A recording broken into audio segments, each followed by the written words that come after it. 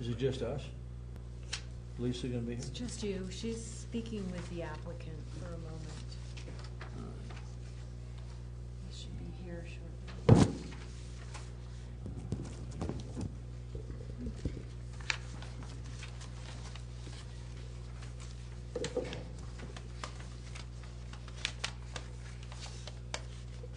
Matrix Design Group, that's a David? pretty high-powered place. Could you get the doors when you get a Does second? he go to the church there? Thanks. I don't know Okay. how the connection was Normally you don't made. see something like Matrix doing that. Yeah. Well, it's a transportation engineer. I mean, they're a long ways away up there in Briargate area. No. Well, Yeah, that's where his office is at. At least it used to be. Yeah, Research Parkway. yeah. You been up to their place? No. They got a beautiful building. Beautiful building. First-class operation. Glass elevators, I mean, the whole, yeah.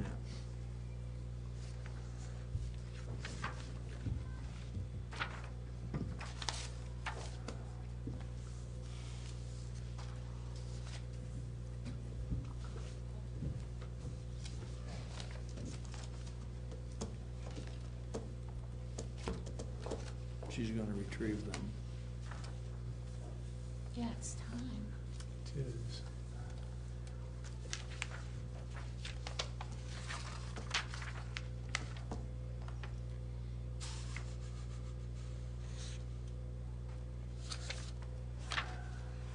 Okay.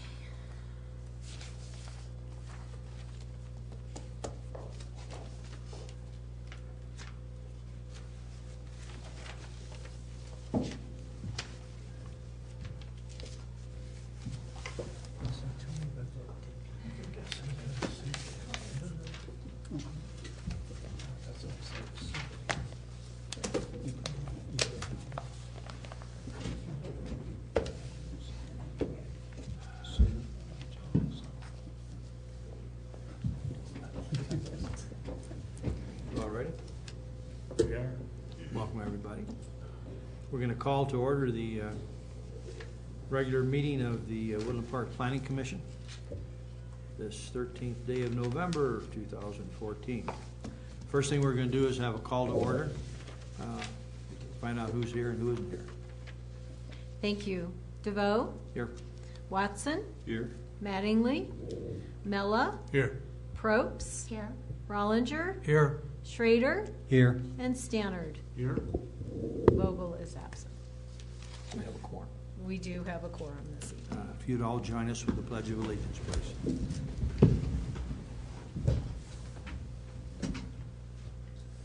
We pledge allegiance to the flag of the United States of America and to the republic for which it stands, one nation, under God, indivisible, with liberty and justice for all.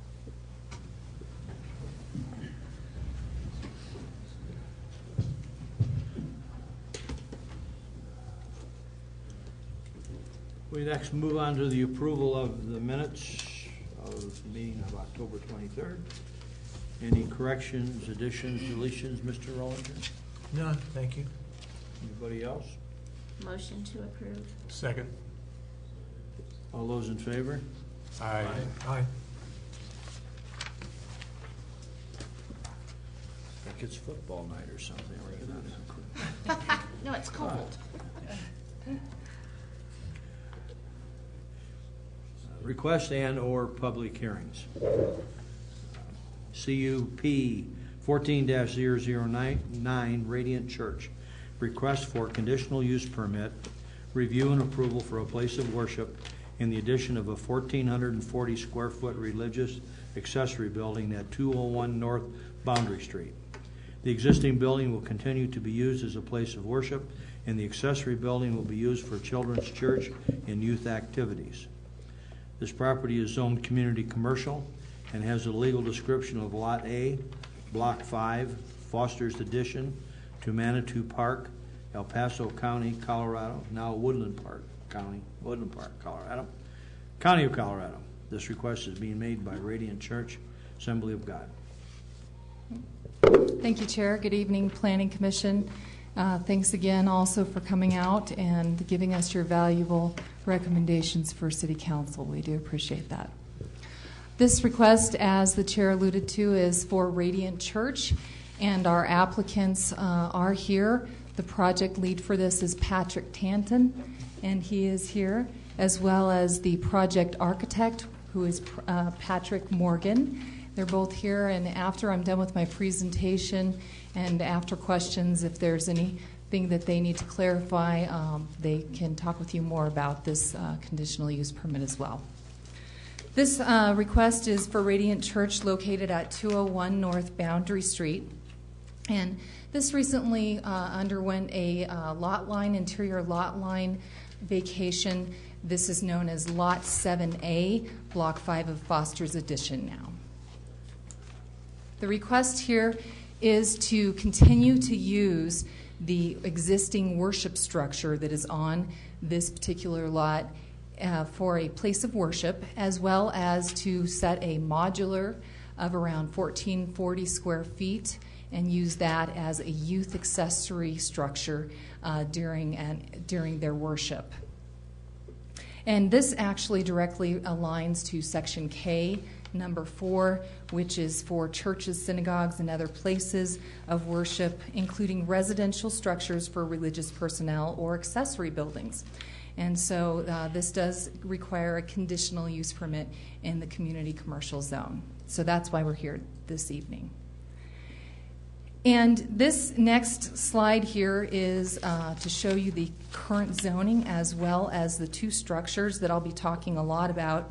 First, want to talk about those two structures.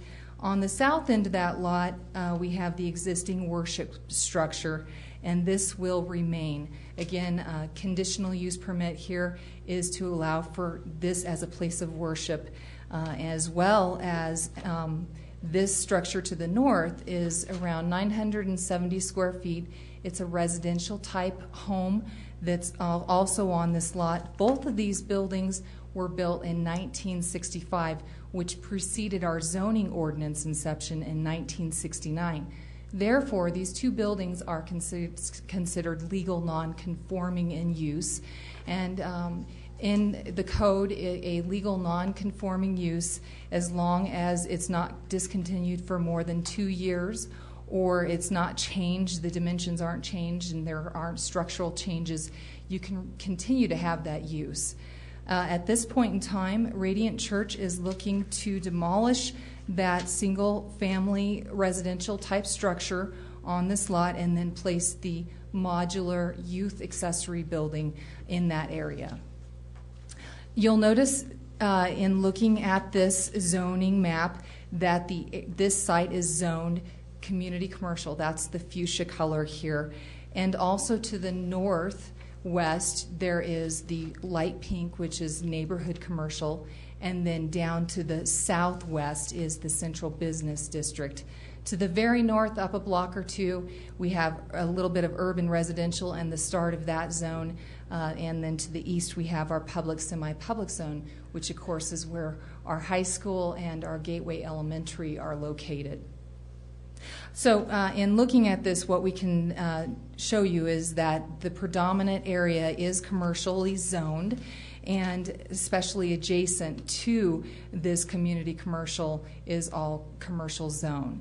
In the central business district, particularly in the properties that line, the lots that line Boundary Street, those are mostly residential type homes in the central business district though. This is an aerial view of this particular site. Again, I've circled that site in red for you, and even Google has a nice little worship symbol here to show you that it's a church. And this is the rooftop of the existing worship structure that will remain.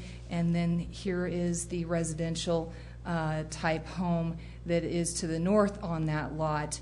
And you can see from this that the parking lot ends about here. You'll just to make a mental note of that for now, because you'll see the site plan that'll show you that that parking will extend out further to the south as part of improvements with this project.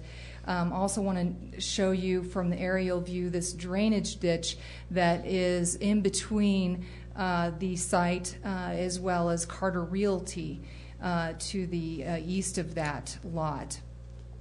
You'll see also from this slide that there are several area commercial type businesses. To the north we have KK Tree Service, and actually just to the east of them is their home. The owner of that business does reside in that home and still conduct business over on the lot to the west of it. Carter Realty directly to the east of this site, and then to the southeast we have Peak Children's Academy, and then further south, just adjacent and south to the existing worship structure on that lot is for CenturyLink, and then further south, Corner Street Studio. Going to be very descriptive tonight because I understand that our presentation equipment to streamline our presentation may not potentially be giving our viewers over online the details, so I'm going to be very detailed in the way that I talk so that they can get all the details they need. This next plan here is of the site plan, and it has a lot of details to it as well. You should have received in your packets a hard copy of this site plan. In the bold area to the north of this lot is the existing structure kind of cross-hatched here, and then the gray area is where that 1,440 square foot modular type accessory building will be placed. They will leave the existing basement and foundation and place that, still utilize that as part of that modular structure. Also want to note for you, in between the two sites, as you saw on the aerial view, that serves currently as an ingress-egress.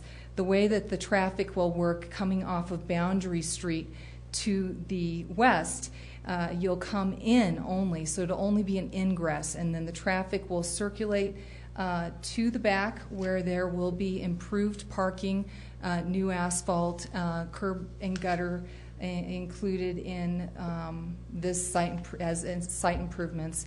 And there are 23 parking spaces figured into this. There is a little bit of parking as well as a handicap van accessible space to the front of the new proposed accessory structure. That traffic will continue then to the north in the back parking lot and then go to the west to the north of the proposed structure, and that's where they will egress back onto Boundary Street. Also want to point out to you that there is a lot of landscaping already that has been improved with this site, mostly surrounding the existing worship structure. To the east of it, we have a very nice rocked area as well as a fire pit area, and then to the north of that, more rock and some trees. And they are planning on doing some more added landscaping to the southwest corner of where the new structure will sit. Also planning on a monument, low profile sign to the west of that new proposed structure. And then also want to point out to you off of this site plan what looks like honeycomb for detail here in the southeast corner. That is going to be the snow storage, and they do meet that 10% requirement for snow storage of impervious. And then below that is the detention pond proposed area. This is a rendering, an elevation / rendering of what that south side will look like. And if you were to drive in between the two proposed structures, this would be facing the south.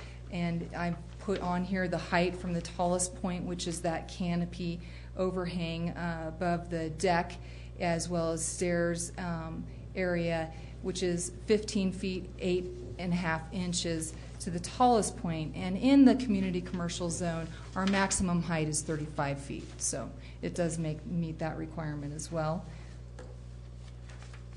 Now, when we review a conditional use permit, we review it to the 11 criteria that are laid out in the section 18.57. I'm going to go through each of those criteria and tell you about our analysis to each of those points. The first one is that the proposed development and use shall have a direct need to be located at this location. Of course, the existing structure, particularly for the worship, existing worship structure, has been a place of worship for the majority of nearly 50 years. And there has been some breaks in that, and there's been a couple of different uses that have temporarily come in, but for the most part, it's been a place of worship in those 50 years.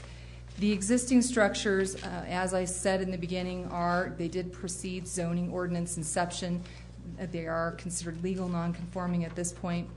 And it does fit well into the intent of both the community commercial zone as well as the central business district. Central business district, of course, hinging on one of the major factors of the intent of that zone is that it be accommodating to both pedestrian as well as motoring public, and a church obviously would accommodate that, fit well into that, as well as the community commercial zone intent for moderate businesses with moderate impacts, a church having noise or traffic being considered moderate impacts. So it's a good transition between those two zone intents and meets both of them.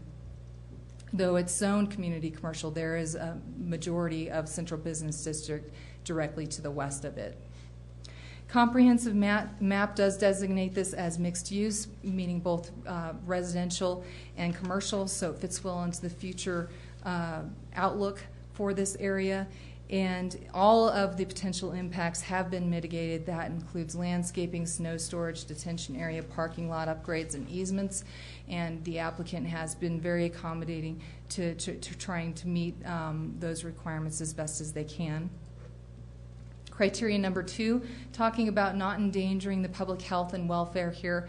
And as always, we do take the applicant through an additional zoning development permit as well as building permit process where we would assess any impacts to safety and fire regulations as well. And this particular project will have the additional demolition permit, which will also need to meet very upfront at the very start of that permit application. It says that they need to contact the state agency about any state hazardous material abatement, and they have to get certification from the state as part of that demolition permit process. And the applicant has started the ball on that process, and I know that they were waiting to get formal feedback from them, but that's already been initiated, and maybe Patrick can elaborate on that when he comes up on where we're at with that. Criteria number 3 talks about the proposed development and use not substantially injuring the value of vicinity properties. And again, place of worship for the majority of nearly 50 years. Adjacent property owners, for the most part, I believe have become accustomed to this use, and they have been making landscape and site improvements to make it more aesthetically pleasing, and will continue to do so as part of this project. And the church is a nice fit, a nice transition between those two types of zones. And Ms. Connie Sims of Keller Williams did submit for us a letter just providing perspective from her standpoint on how that would affect property values in the area. And she stated it as part of that letter that you also got in your packet. The improvements that the church has already completed, as well as planned future improvements, will positively impact the surrounding properties. We did also undertake public notification, proper procedures there, posting it in the Courier, as well as signing the property and providing courtesy adjacent property notice letters to properties within 150 feet of this site. Have not received any feedback from any neighbors at this point, and so that has all been followed in accordance. Criteria number 4 is that the use shall be in harmony with the area that it's located in, and one of the things is, again, this is mixed use anticipated or projected for mixed use, both residential and commercial. And also the other thing, just being that a church can be, it's a quasi-public facility in the middle of different uses between residential and business, makes a nice transition between those types of uses. fits both the community commercial and central business district intent as well. Criteria number 5, talking about and conforming to the all city plans. This would include your growth management, your transportation, your utilities, your capital improvements, and downtown redevelopment. Again, mixed use projected for this area in accordance with comprehensive plan map. And it does support the goal found in the comprehensive plan that talks to community well-being, providing education, health, and recreation. And as this does provide youth with another productive learning and recreational opportunity, I feel it does fit that goal. And also, upon granting of the CUP, this property will become in conformance with our zoning ordinance. So that's always nice to clean those up. In addition to that, we did send this out for agency review, and we did receive feedback from IREA. IREA has said that there are existing overhead utility facilities on this property. They've requested 10 feet of utility easement to the north, east, and south property lines.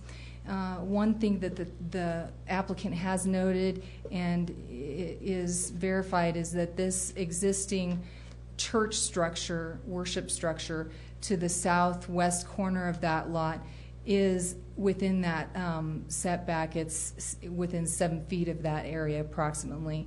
So we'll have to negotiate that easement in accordance with that, how that building sits, but I'm sure that can be sorted through, and we have conditioned that this be recorded in an easement ordinance, along with the drainage ditch, which this is a picture of that drainage ditch. I showed you an aerial shot of that as well. And so that would be 10 feet. This would become along the east side not only a utility easement, but also a drainage easement as well. Criteria number 6 talks about conforming to all city regulations, including zoning, subdivision, utilities, buildings and construction business regulations, and engineering specifications. We reviewed the site plan elevations and rendering. We find them to meet all the relevant code. Again, we have that zoning, development, and building permit process that'll help us to ensure that we're meeting international building code and fire regulations. And Pikes Peak Regional Building Department has reviewed the site plan as well. They did provide a checklist of the required plans that the applicant would need to pursue in order for the placement of the modular structure, and they are working with that checklist to provide that as soon as we're done with the CUP. They'll be providing us with those plans. So the agency review was completed, and all the agencies have approved of the CUP site plan. Criteria number 7 talks about ensuring that the use and proposed development is designed and constructed and maintained to accommodate on-site and off-site traffic. They did submit a trip generation letter, which told us that the use is projected to generate an additional 3 vehicle trips in an average weekday. And the city engineers also reviewed this letter and approved it. The driveway will be improved with new asphalt curb and gutter, and also be striped for pedestrian walkway and connection to either structure. And also in accordance with this area, we've reviewed it for parking in accordance with Table 18.39030, and the calculation for parking spaces for semi-public uses such as churches, Sunday schools, are 1 parking space for every 5 seats.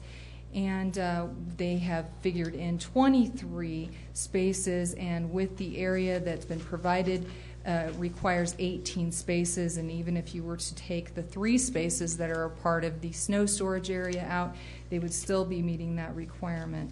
And they've also provided the ADA van accessible parking spot to the front of that proposed structure. Criteria number 8 talks about the use and the development being designed and maintained with appropriate regard to topography and environmentally significant features. This is a relatively flat area with the exception of the drainage swale. There are no topographical challenges particularly. The applicant has proposed the detention area on that site plan, which I pointed out in the bigger scheme. Here's a close-up of that area. It is to the south of the snow storage in the back parking lot. And another perk for that is that there's less impervious travel of water. It goes right into that detention area. It's been reviewed, the location has, by the city engineer. They're going to be providing us further details on the detention area with the ZDP, the site plan that they provide, and the city engineer will review those details as well. Criteria number 9 talks about the use being designed, constructed, and maintained with adequate water supply, waste disposal, protection of air quality methods, and water drainage. Talked already about the water drainage and the easement, and it is served by both city water and sewer. The water pit will be abandoned, and the water meter will need to be relocated inside the building. That's been listed as something to do as a condition, as well as provided as feedback from our city utilities director to the applicant. And they also must provide a final fixture unit count. The detention area is located, as I said, to the south of the snow storage area, and the location at this point has been approved by the city engineer, and air quality will be minimally impacted. Criteria number 10 talks about the use being constructed and maintained to not unduly increase the public danger of fire, explosion, or other fire hazards upon public and persons residing or working in this area. And the zoning and development permits process, again, going to review it to IBC and fire regulations, and the demolition permit being reviewed very much so by the state and meeting state hazardous material abatement requirements. Criteria number 11 also talks about being required to provide architectural design schemas and that may require amenities such as, but not limited to, fencing, landscaping, buffer areas, and other aesthetic enhancement measures as required by the City Council. We do feel it complies to this.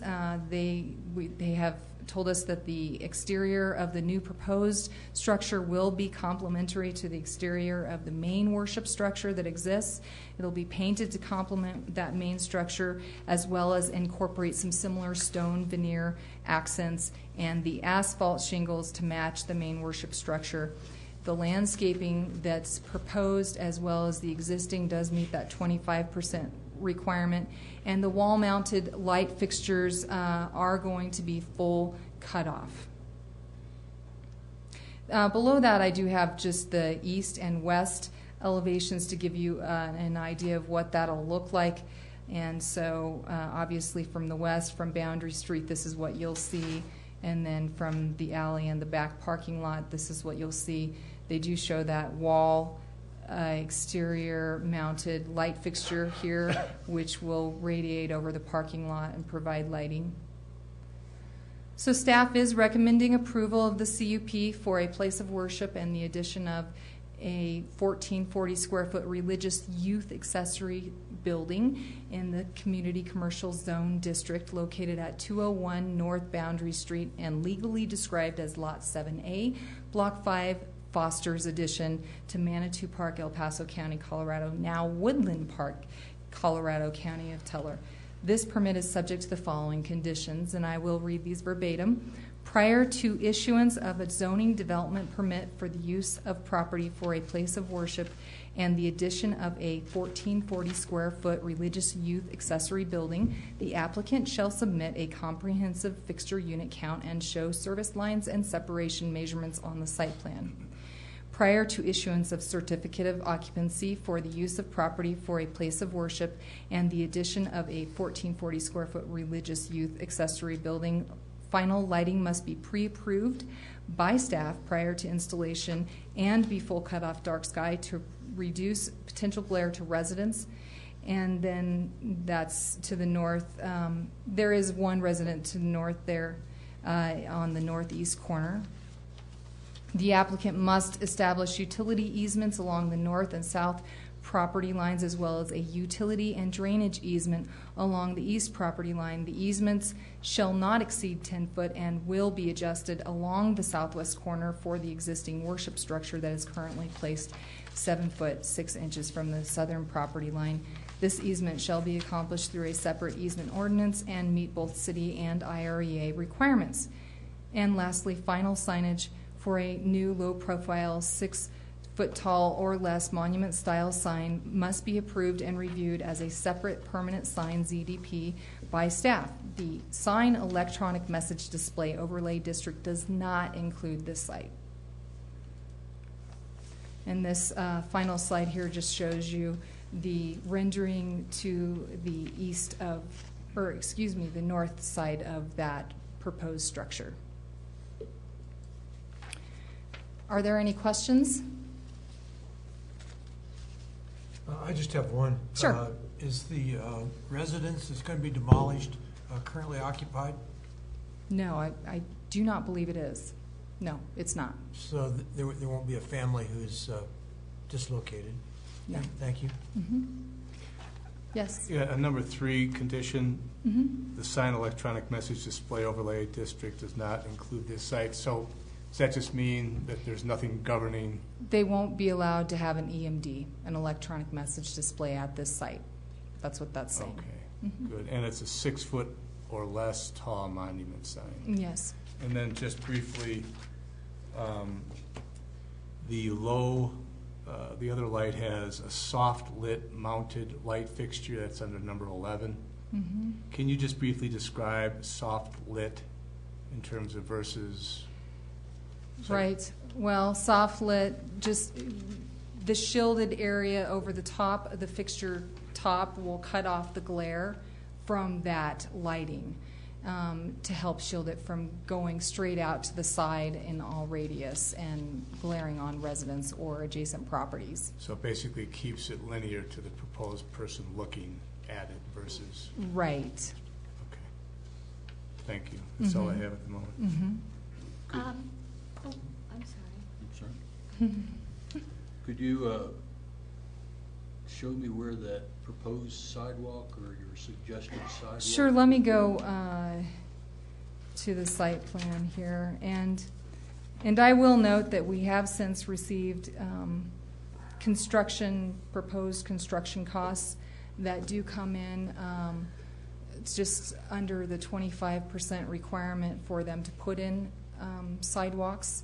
So this would not be a requirement. However, I know that they're wanting to make sure that their pedestrian walkway is safe for their church members and the public. So, So you're but they do saying- have it on this plan at this point in time. And the sidewalk is through here and then ends here. This whole area in front of the existing structure does have a concrete area that's in pretty good condition as well for safe pedestrian walking currently. So you're saying that there's enough money in the construction plan to put a sidewalk in, or there's not? The way that our requirement reads under section 18.3.3 for requiring sidewalks is that they must, what triggers that is that the construction cost must be more than 25% of the value of the land minus, the value of the site minus the land, excluding land costs. And so we've done that math, provided that what that number threshold would be, and they have provided us with what their proposed bid is, and it's just slightly under that. So Are they gonna put sidewalks in or not? Yeah. it's probably on the their easy way plan to to ask do that. that sidewalk down to where the ingress comes in up to the north side.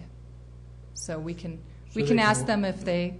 I think They that would can be a walk good from question. one building to the other and be on a sidewalk, Right. and not through the parking lot? Yeah, and most of of course, this will be paved and curbed with pedestrian ramps through here. So, what I'm telling you is that based on their construction cost proposal, we cannot require them to do the sidewalks. So if they do, that's an added perk. Would there be a dirt path between the two buildings, or what? Maybe yes, then. Lisa, explain the connecting sidewalk that's on site versus in the right of way. Right. Oh, there is an on-site sidewalk right here. Excuse me. You're right. Thank you, Sally. I thought This that says the was- sidewalk And was that's to the north. right. and then there's one off of the street right of way here. So I believe this one here that connects, some of that exists right now, portion of that to the existing structure. And then they also have pedestrian striping through here for safe crossing as well. So what you're telling me is they have to have wheelchair access to get in the building, but yet they don't have to have a hard surface to run the wheelchair over to get there because you're 25%. We can't require them to have. Is that what you're saying? No. Let's clarify. The 25% is for public sidewalks, usually built within the road right-of-way. What they're providing and that they are required or to do is the connecting sidewalk between the two buildings. This one Sure. here. On their private property, and that will be hard surfaced. Okay. Yes, thank you, Sally. Because there's not sidewalks on that street anyway. No, there are That's what I not. thought. Okay. Sally Now it's always getting says clear. it better. She has a lot of experience. The question that I had was because this is, they're going to be youth, they're children in this building, is it going to be required to have a sprinkler system? There is a I do believe I saw that they have figured costs for inside sprinklers. So, and I thought that there was something on the proposed cost on sprinklers. Let's let them talk to that. Okay. That's not required? It'll go through that zoning development permit review, and fire department will be looking at it and as part of that review. But fire has already looked at the proposed CUP plans and has not commented on that. Is this a used modular building? Yes, I believe it is. Because it doesn't address that anywhere in there, except you figure it out by existing change, existing HVAC. Doesn't say that here. Okay, I'll add that language. So I'm assuming somewhere in here, it has to come up to current code. Okay. Yes, as part of that review. There process. has to be proper accesses for fire for children. I don't see any doors on this outside the front door. There's 2 doors off the front, the south elevation. Is that the only way to get out of the building? I do believe those are the only 2 accesses. Again, fire department will be reviewing this. I don't see maybe it's Again. not at this point to see it, but I don't see restrooms in there for the children. I don't see those kind of things that we would normally see in a plan. It's not here. I'm curious why. The interior plan that I do have is very sketchy. They just basically picked out this particular used structure very recently. So, but those can be added. That's a good point. It's something we could add for City Council. The architect can speak to his plan review process with Regional Building Department, and part of that is also a code study requirement, so that I'm not exactly sure what your occupancy will be, but let's have the architect speak to the requirements per the building codes. Any other questions for Lisa? I have a curiosity question. Sure. I love those. The site now, as I understand it, is legal non-conforming, which I Right. understand. Right. After, and assuming that this is approved, will the site now be legal? Yes. We meeting are, all as requirements? part of this conditional use permit process, making sure that it meets all the land regulations that it needs to. Does that conform. include the other building on this property? Is the Right, other that's why building a- both the existing use is in, as part of this conditional use permit, the language is for both the existing structure to be used as a place of worship as well as the proposed structure. Okay, so both will be, in my terms, legal conforming. Yeah, right, they'll conform to our current code, yes. And I just have a curiosity question on the next to the last page, prior to issuance of the certificate of occupancy, so on and so forth. Final lighting must be pre-approved by staff, ... To reduce potential glare to residents to the north in accordance with section 1833.080 and so forth. Why did you say glare to residents to the north. Isn't that, There is one resident to the northeast corner. but doesn't the glare lighting? There really isn't any other residents to the north. My point is, why did you point out a residence? Isn't the lighting not supposed to go off-site regardless of whether there are residents or not, is what I'm asking. Right, we don't want it causing glares for any adjacent properties, but in particular. That's the Yeah. point of my question, why it was worded that way. Well, I think it's important that we don't, we respect privacy of local residents, and I think that's why that's worded that way, but it can be reworded if you so feel. Either leave it that way and add "and other adjacent property," or Uh-huh. change the wording. That Okay, if you have suggestions for me, I love those too. I think you're missing the point of a lighting ordinance, Uh-huh. the way that is worded. And that's a personal. Yeah. personal. Well, We don't have a lighting ordinance. I was just going to say Don't have one. we have one performance standard in our code that talks about not causing glare to adjacent properties. So, Adjacent property, period. Yeah, that's my Well, point. glare It's isn't a the same nuance. as lighting up the sidewalk. I mean, you can't stop it at the lot line. It doesn't work that way. If it spills in the street, it spills in the street. That's not glare. It's going to spill Of course. if you're standing in a certain area, so you can't prevent it if you have a light. right. It's not an, If it's you a have a non-issue. motion light, you don't. If the city is interested, there is a Thanks, model Steve. lighting ordinance that's available for free that Where- we can adopt or build from. You tried that before. It only took 2 years for the sign ordinance. So. But it's available, Yeah. it's easy to use, and Yeah. if the city wants to take that on, we can do that. I hope not. Anyway, are you through with, Are you through with me? well, no, we just got to defer all these questions. We need to move on, that's all. I love questions, First quarter's already over. No. but I think gee. the applicant would love to answer some questions too. And the architect. And yes, architect and project lead. It's your guys' turn.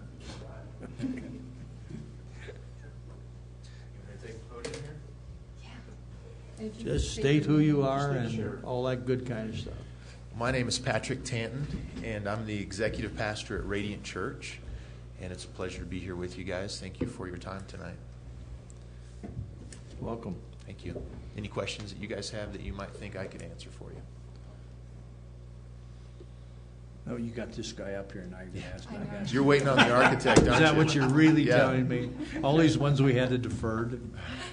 Well, I think it's the architect that's going to answer. Which is fine, because I would love to defer to him if you guys have no questions for me. Is that all right with you?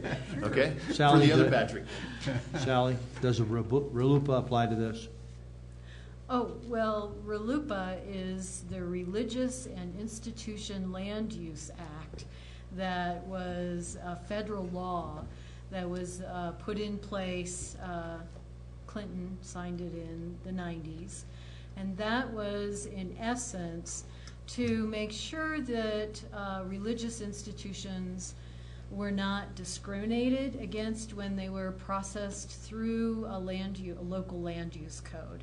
In other words, that there weren't excess requirements placed on a religious institution over and above what you would normally do for another commercial structure or use. In essence, they can go to any zoning area they pretty much want to, with some exception.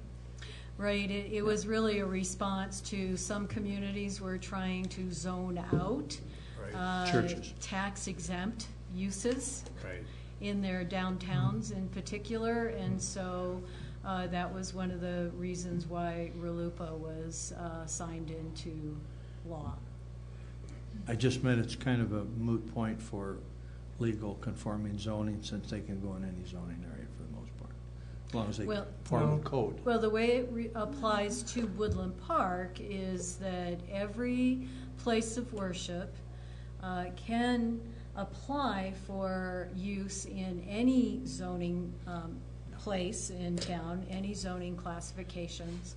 However, they are all conditional uses, so they must meet the 11 criteria with which you'll base your findings on for this evening's action. you're up. Okay, Sorry. my name is Patrick Morgan. I'm the architect for the project. So this is the Patrick show tonight. So let her rip.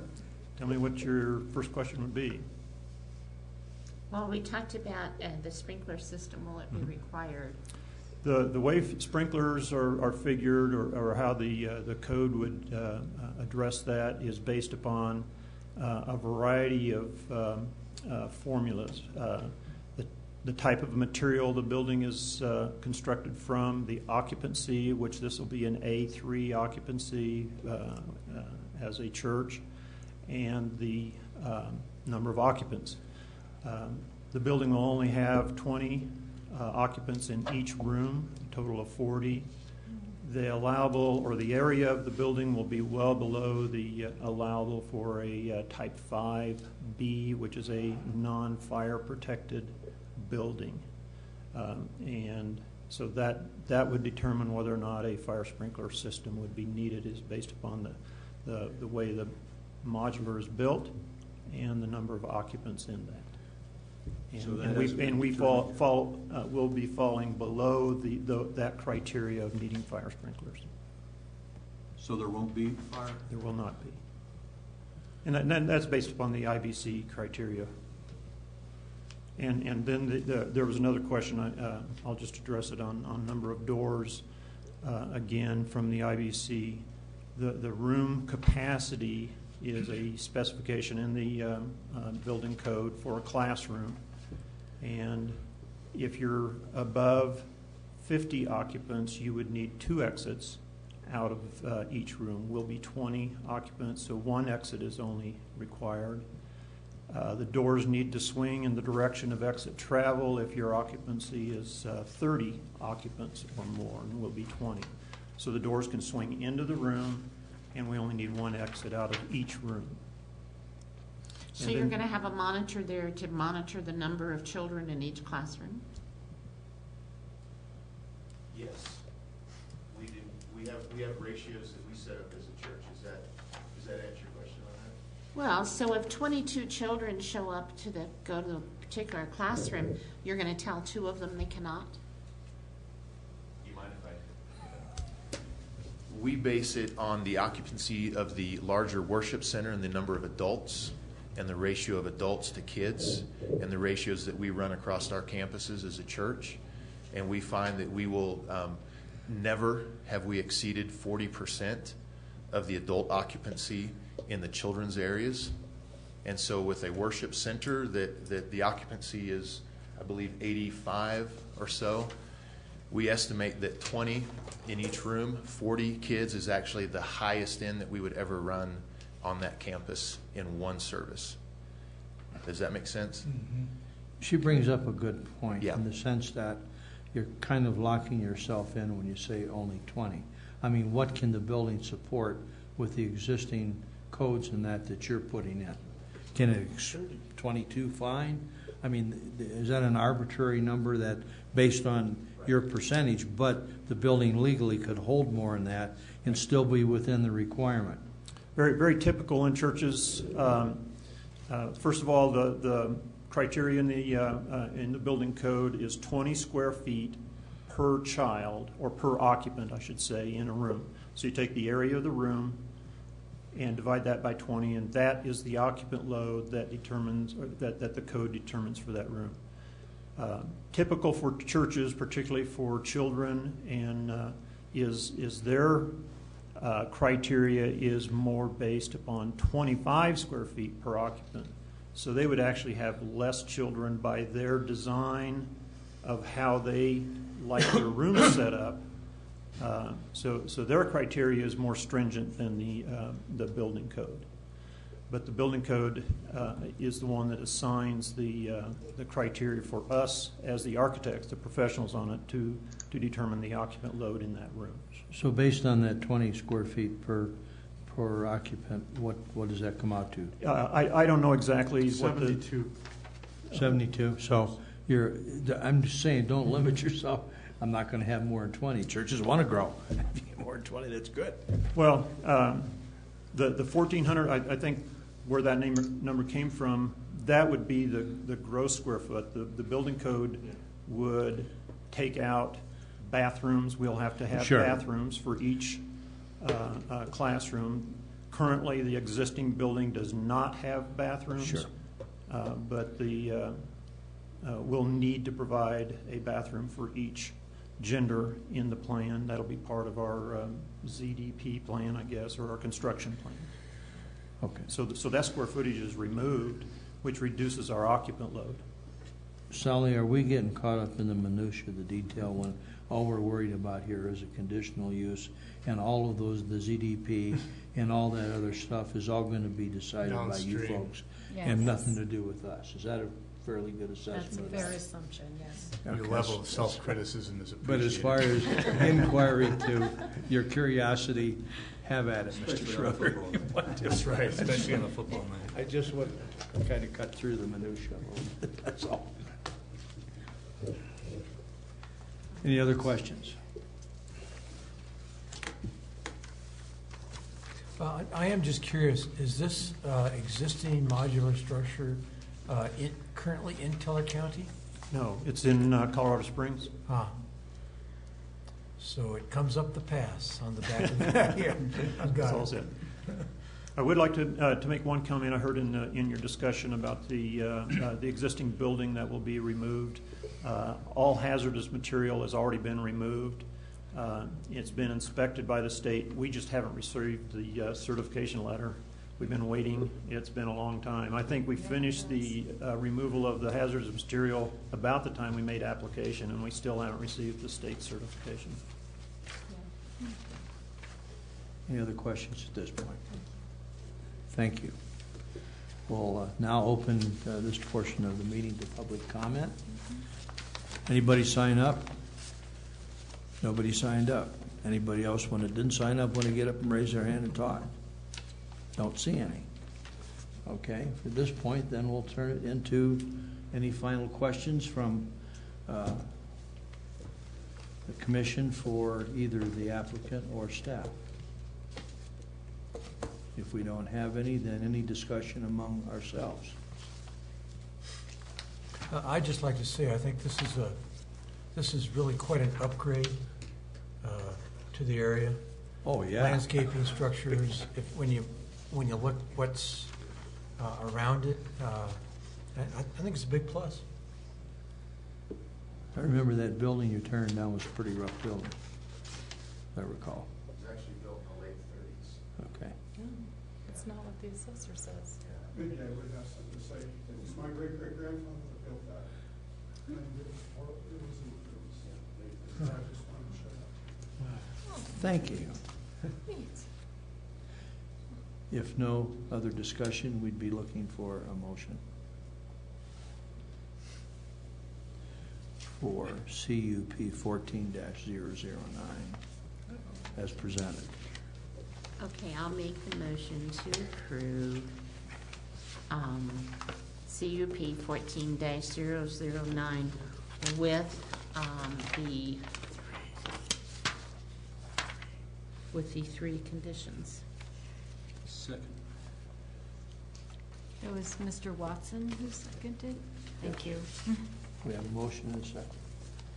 Okay, to vote? Yes. Watson, Yes. Mella, Yes. Probst, Yes. Rollinger, Yes. Schrader, Yes. and Stannard. Yes. Motion carries unanimously, and this case will move forward on initial posting. 20th of November, and then public hearing is set, well, hopefully will be set by council on the 20th for the 4th of December. That's what we're shooting for. Shall be a good Christmas present. Very good. Thank you. And thank you for the history lesson. Appreciate that.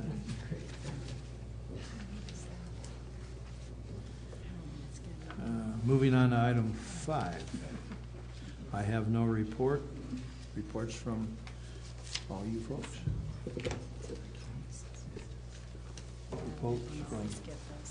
Do you have anything?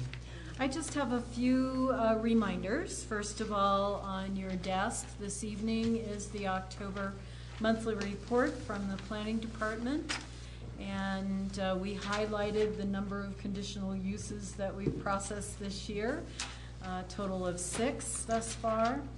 And in fact, we will probably exceed the total number of development applications over last year. We're right now at 22, and that's how many we processed last year. We're expecting a couple more to get added in. We just received a variance setback, so that will be 23, and expect a couple more to come in before the end of the year.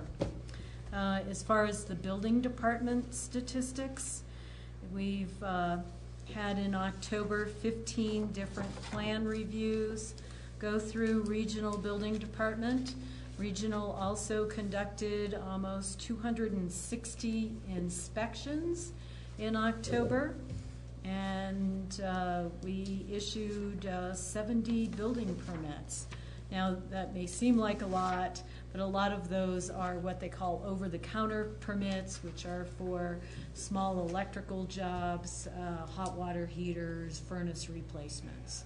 So that's what we see the majority of them. And you can actually go on regional website and look at permit activity and see exactly what this activity refers to. It's quite amazing. We had any ADUs? Well, we have had one ADU, and that was Sandy and Jack Gordon, who are putting their house on the market, and they thought it was a good selling point to have an official ADU in their home, and they were our first applicant. House has probably got enough room in it to have more than one. One is all you're allowed. Big house and stuff. Very good. Secondly, on your desk this evening is your invitation to the December holiday celebration for our volunteer committees. So please do RSVP to Suzanne LeClaire by December 12th. That will be on December 17th. And lastly, plan to have our next and last meeting of the year on December 11th. What are we having for our party? What will we have on the agenda? What are you making for the 11th? For the 11th? Yeah. Oh, What are you surprise! I'll surprise you. There you go. Okay. That's always a safe response. Sally, so. Very politic. Sorry. Sally, I have another curiosity question. Just north of the main business district, there's an older yellow home with 2 sort of like cottages out back. And I know they're doing a lot of renovation there. Do you know what's going on there? Again, Is that the Hackman House that you're referring to? no, I Maytag don't think so. property. It's farther Maytag. north. Oh, Maytag House? It's a Maytag house.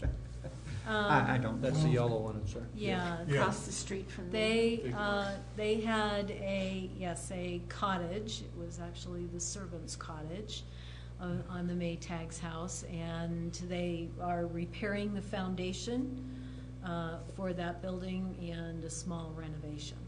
Okay, and there are 2 such structures back there, so only one would be sort of like an ADU, or? Yeah, one is an ADU. The other is actually a picnic shelter, kind of a very fancy one that has a fireplace in it and other improvements. So that Okay, wouldn't I had function. just driven by and I saw they were working on that foundation, and I thought you would probably know. Yeah. Thank you. Mhm. It's kind of a landmark in town. It is. It really is. And it is actually a historic landmark, locally landmarked. It'll be on the home tour. Oh, are they? Wonderful. They were on the home tour several years ago. Okay. Anything? I know that we talked the other day about the panhandlers there at the light at Walmart. Well, now they've kind of gotten smart and they've gone down the hill to where the Y is. So they're hitting people there. So if you talk to the police, you might let them know that they're coming down into that Y. Okay, we did contact the police department to keep an eye on that. Yeah, You mean there's where 3 the- of them. Where the new Starbucks is going up? Yeah, they're just right past that, you know, you come down and you have to go left or right, and they're kinda on that corner, usually there's 3 of them, and then one will be there, and you'll see the other ones off in another area. Were they out there over the last couple of days? Yeah. Is that city streets? I don't know or is about that yesterday, private? I wasn't there, Private. but, The driveway into Walmart is a private street.